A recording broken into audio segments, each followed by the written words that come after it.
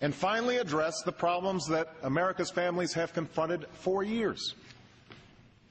We can't afford another so-called economic expansion like the one from the last decade, what some call the lost decade, where jobs grew more slowly than during any prior expansion, where the income of the average American household declined while the cost of health care and tuition reached record highs, where prosperity was built on a housing bubble and financial speculation.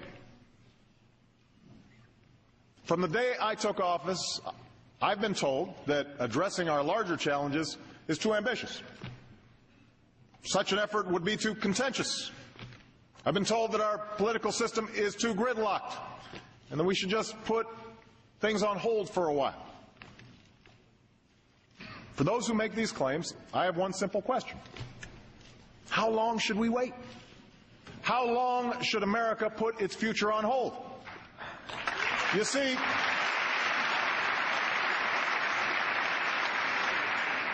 see, Washington has been telling us to wait for decades, even as the problems have grown worse. Meanwhile, China's not waiting to revamp its economy. Germany's not waiting. India's not waiting. These nations they're not standing still. These nations aren't playing for second place. They're putting more emphasis on math and science. They're rebuilding their infrastructure. They're making serious investments in clean energy because they want those jobs.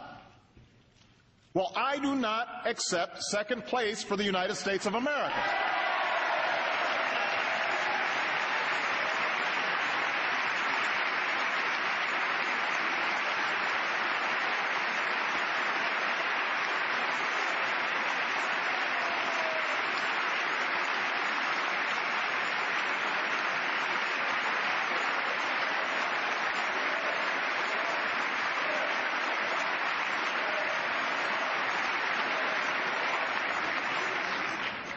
As hard as it may be, as uncomfortable and contentious as the debates may become, it's time to get serious about fixing the problems that are hampering our growth. Now, one place to start is serious financial reform. Look, I am not interested in punishing banks. I'm interested in protecting our economy. A strong, healthy financial market makes it possible for businesses to access credit and create new jobs. It channels the savings of families into investments that raise incomes. But that can only happen if we guard against the same recklessness that nearly brought down our entire economy. We need to make sure consumers and middle-class families have the information they need to make financial decisions. We can't allow financial institutions, including those that take your deposits, to take risks that threaten the whole economy. Now, the House has already passed financial reform with many of these changes. And the lobbyists are trying to kill it. Well, we cannot let them win this fight. And if the bill that ends up on my desk does not meet the test of real reform, I will send it back until we get it right. We've got to get it right.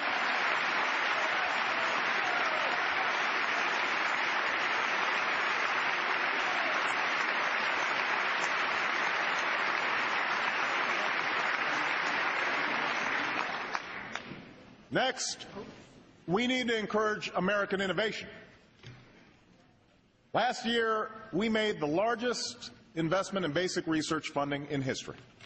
An investment that could lead to the world's cheapest solar cells, or treatment that kills cancer cells but leaves healthy ones untouched. And no area is more ripe for such innovation than energy. You can see the results of last year's investments in clean energy. In the North Carolina company that will create 1,200 jobs nationwide helping to make advanced batteries, or in the California business that will put 1,000 people to work making solar panels. But to create more of these clean energy jobs, we need more production, more efficiency, more incentives. And that means building a new generation of safe, clean nuclear power plants in this country.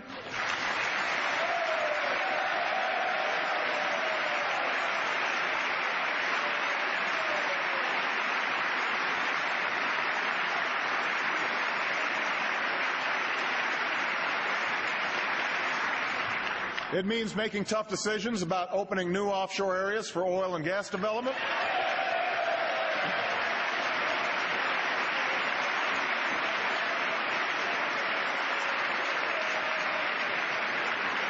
It means continued investment in advanced biofuels and clean coal technologies.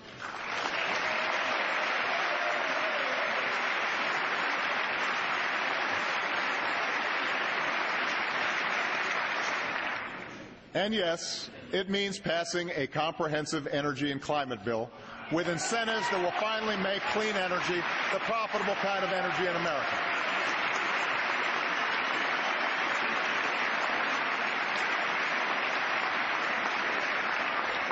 I'm grateful to the House for passing such a bill last year. And this year I'm eager to help advance the bipartisan effort in the Senate. I know there have been questions about whether we can afford such changes in a tough economy. I know that there are those who disagree with the overwhelming scientific evidence on climate change. But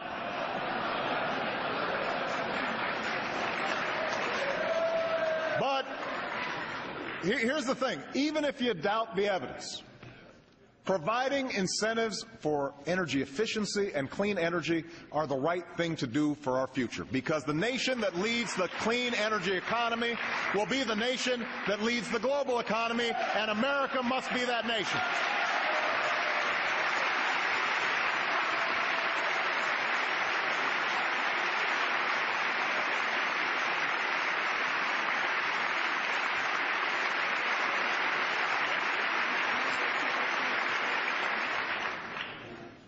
Third, we need to export more of our goods.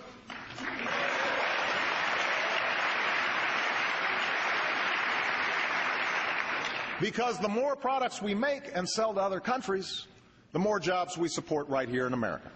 So tonight we set a new goal.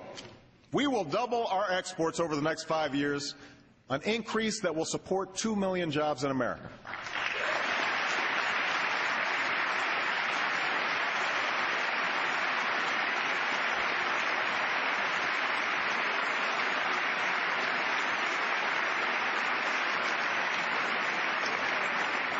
To help meet this goal, we're launching a national export initiative that will help farmers and small businesses increase their exports and reform export controls consistent with national security. We have to seek new markets aggressively, just as our competitors are.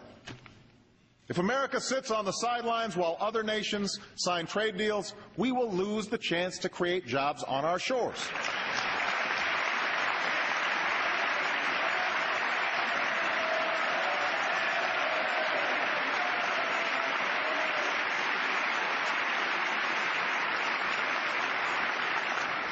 But realizing those benefits also means enforcing those agreements so our trading partners play by the rules.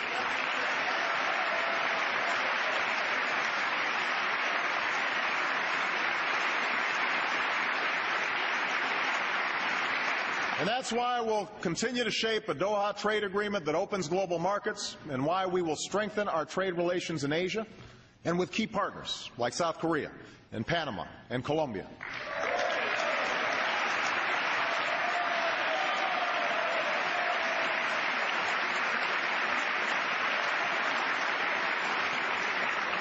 Fourth, we need to invest in the skills and education of our people. Now, this year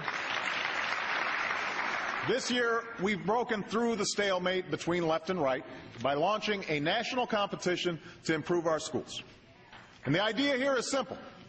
Instead of rewarding failure, we only reward success. Instead of funding the status quo, we only invest in reform. Reform that raises student achievement